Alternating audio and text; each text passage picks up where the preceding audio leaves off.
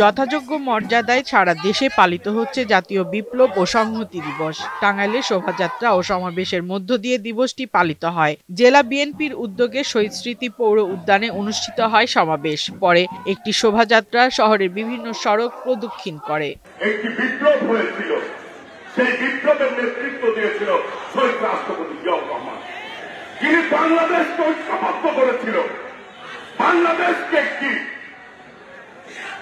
আদর্শ দিয়েছিল বাংলাদেশী জাতীয়তাবাদ। খুলনার খালিশপুরে দিবসটিতে মশা নিধন কার্যক্রম অনুষ্ঠিত হয়। এ সময় বিএনপির কেন্দ্রীয় ছাত্র বিষয়ক সম্পাদক রকিবুল ইসলাম বকুল বলেন, ৭ নভেম্বর বিপ্লব ও সংহতি দিবস, তাই এই বিশেষ দিনে বিএনপি সাধারণ মানুষের পাশে দাঁড়িয়েছে। ডেঙ্গু এবং চিকুনগুনিয়া রোগে আমাদের জনগণ আক্রান্ত হচ্ছে এবং অনেকে মারা গিয়েছে, এবং সেই উপলক্ষে আমরা দলের পক্ষ থেকে মশা নিধন অভিযান শুরু করেছি। মাদারীপুরের শিবচরে বিভিন্ন কর্মসূচির মধ্য দিয়ে পালিত হয়েছে বিপ্লব ও সংহতি দিবস। এছাড়া শিবচর পৌর বিএনপি ও অঙ্গ সংগঠনের আয়োজনে আলোচনা সভা ও দোয়া মাহফিল অনুষ্ঠিত হয়।